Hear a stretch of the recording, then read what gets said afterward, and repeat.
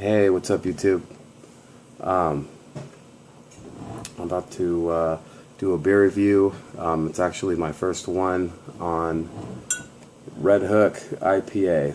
The reason I'm doing a review on this beer is because it's basically one of my go-to IPAs, being that I can't afford the best all the time.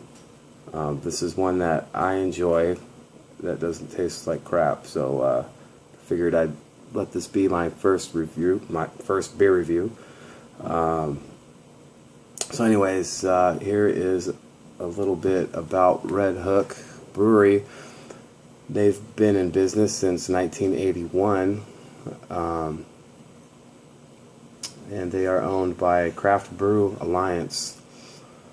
They also, since 2010, Anheuser-Busch InBev bought up 32% of them. So I guess they sold out a little bit. Anyways, 81, that makes them one of the first IPAs, right? Or anyways, one of the first craft brewers. I believe this Longhammer, I believe their first beer was the ESB Extra Special Bitter, and just a couple of years after that, like 82, 83, they came out with their Longhammer IPA, and that's what we have here today. Longhammer IPA. It's 6.2 ABV, and it doesn't say on the bottle, but it's anywhere from 40 to 44 IBUs. Pretty cool looking label. They've kept this label the same throughout all the years. I remember being a little kid and seeing these bottles laying around the house for my old man. So that's kind of cool. And I always thought they looked cool when I was a kid. That's not why I drink it.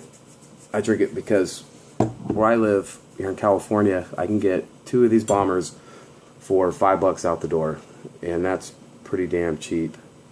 I do enjoy better beers, you know. Stone and Joy Buys, I love them. A lot of Firestone Walker products, I just can't always get my hands on that. This is always readily available, and it wasn't where I just moved from. I hadn't seen this for years, and we just recently moved up to the California foothills, Sierra Nevada foothills, and they have this stuff is everywhere, and it's cheap, and I like it. For the price, it doesn't have that cheap beer taste like everything else does for that price. You know, that nasty, it's almost like a prune chemical flavor. This actually, you know, it tastes like an IPA. Let's check out the bottle, what it says. It says Red Hook Longhammer IPA is brewed with a generous addition of hops during the boil and dry hopped at the end of the fermentation. The result is an India Pale Ale with a piney and citrusy hop aroma and flavor with a crisp finish. Red Hook Longhammer IPA is a West Coast classic and one of America's most drinkable IPAs. Well, I could tell you I drink a lot of these, and I don't know about the piney and the citrusy. It's more of a malt bomb, if anything, but I'd rather drink one of these over a Bud or a Miller any day. They're about the same price. Like I said, 6.2 ABV. I just saw a review on this by, I believe it was either Ronald Thoreau, excuse me if I mispronounce that, or Greg's Beer Reviews, and it was 6.5 ABV. So they've cut back on so many ingredients in the past few years, which kind of sucks, but for the price, it's a solid beer. Like I said, 32% of their company is bought out by InBev, and they make all kinds of other beers. Like I said, they got the ESB. They have a Longhammer IPA. They do a Pilsner that comes in at 5.3. A Copper Hook, 5.8 ABV, and some other seasonal beer offerings. I've never had any of those. The only thing I've ever seen available in my area is the ESB, and the Longhammer IPA. So, alright, enough talking. Let's see what this looks like. Thank you, Greg, for the killer bottle openers. This thing's pretty awesome. All my friends get a kick out of it. So, thanks for that. Alright, some smoke out of the bottle. And forgive me, everybody, I'm a little nervous doing my first beer review, so I'm sure I'll get better at this, and I'm planning on doing more in the future. Alright, so, well, this beer is pretty hazy for a filtered IPA. Almost looks unfiltered. It has about half an inch, maybe 3/4 of an inch head on top. Nice creamy head with some large bubbles.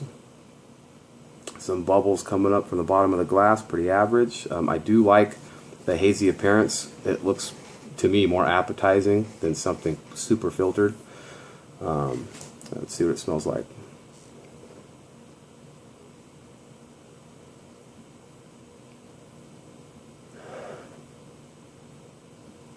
Yeah, I'm getting more malt than anything. Not a lot of pine, not a lot of citrus, just faint hints of pine and citrus.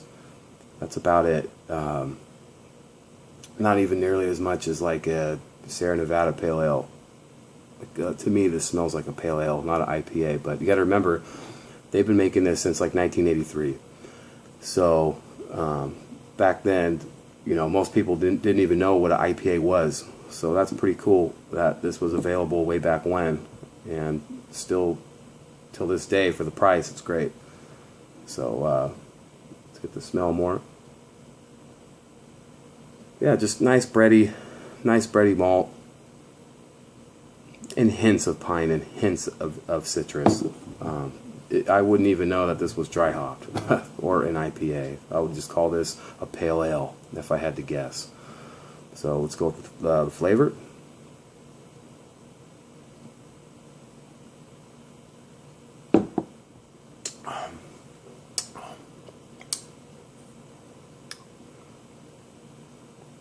There's actually some upfront bitterness, and then it kind of mellows out, and then you get a little more in the back end, which is kind of nice.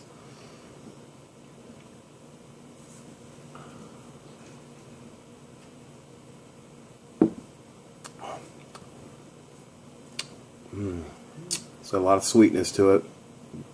If you don't like any sweetness in your beer, you're not going to like this. Doesn't taste cheap. It tastes like a quality brew. Tastes like a craft ale.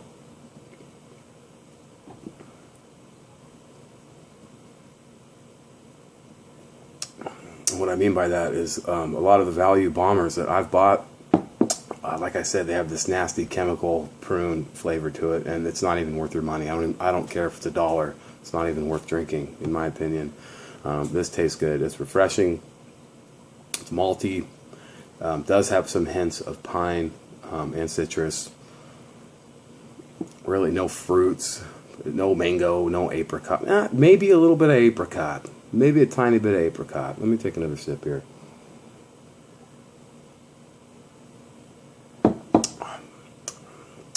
Yeah, a little bit of apricot, a little bit of peach, a little bit of citrus and pine. Everything is really subdued in this.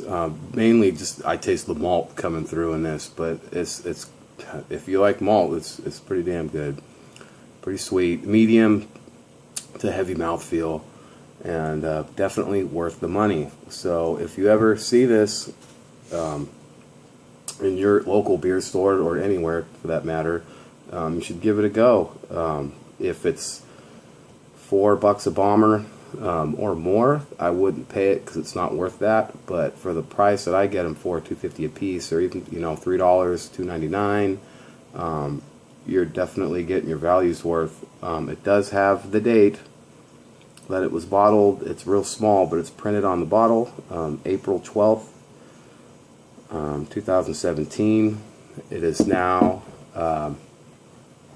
it's basically July 1st, so it's, you know, it's within the period of an IPA, so the hops aren't fading, and it's really not bad, so give it a try.